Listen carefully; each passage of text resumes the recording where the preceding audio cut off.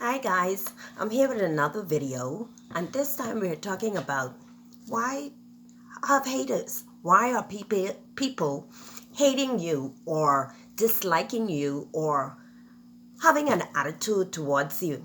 And sometimes you look at it for no apparent reasons. Okay, we are gonna get into that today.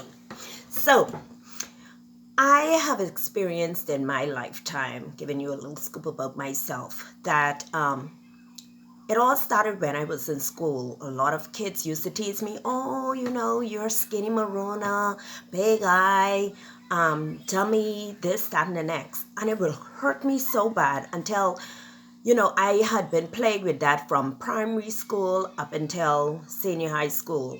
And it made me drop out of school because the peer pressure of wanting to be loved and wanted to be appreciated and trying to find out why are people teasing me? Why are these persons coming up against me and saying these things about me when I'm trying to be a nice person, I'm trying to be loving, I'm trying to be kind. So over the years, of me working and stuff, I had a few friends that were really nice to me and we got along really well.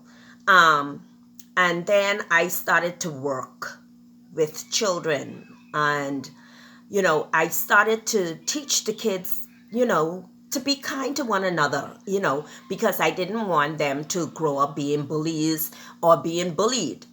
And I know there was a favorite story that I loved to tell them every day. And I would read this story about the kitten.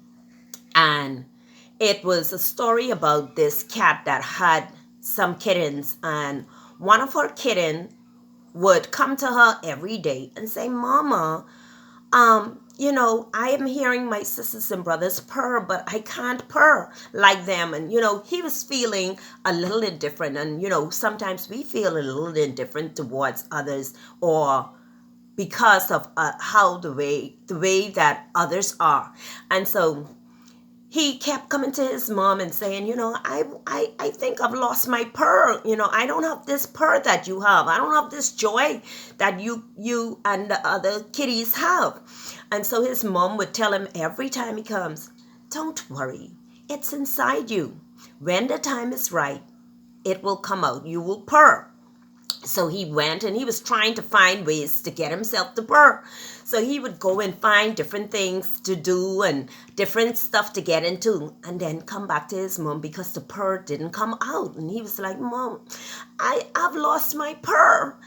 Can you help me find it? And his mom will tell him, go and, just be you. Your purr will come out eventually. When the time is right, it will come out. And I think that story is telling all of us that beauty for ashes. Sometimes we have to go through the fire. We have to go through the rejection. We have to go through the criticism. We have to go through persons believing that we are nothing in order to become something, believing that we're not beautiful, to show how we are beautiful, to prove to ourselves and to others that they may think we are weak, but we are strong. We can take on a lot of things that others can't.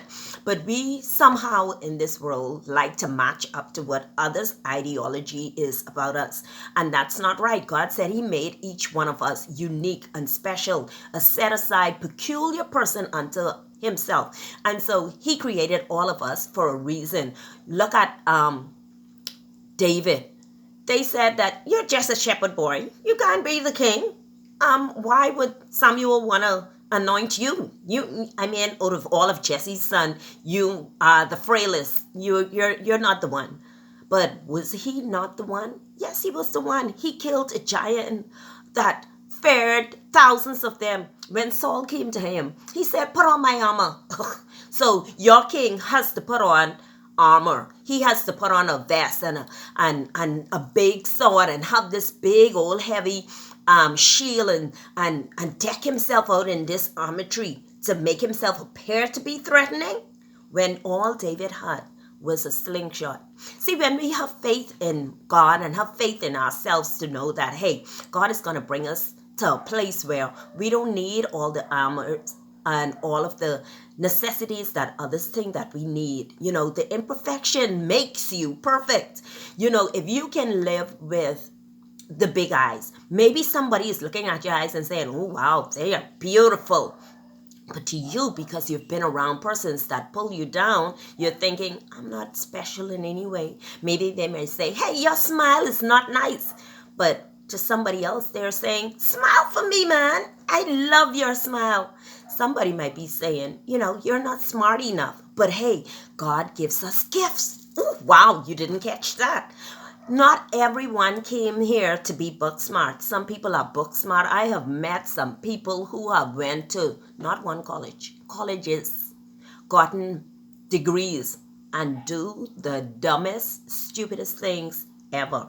But you can have a high school dropout that does things according to God's will, that does wise and sensible things, that make conscious moves. Why? Because that person did not rely on the college degree, but it relied on the fact that, hey, I need to think myself through this. I need to try to make myself come out on top, so I need to strategize. But they're not strategizing, are they? No, they're relying on a piece of paper. I remember, let me go back to the story. And so the kitty, he came to his mom the last time. Mom, I can't find my purr. I don't think I have a purr. The mom said to him, you know, I've told you over and over, when the time is right,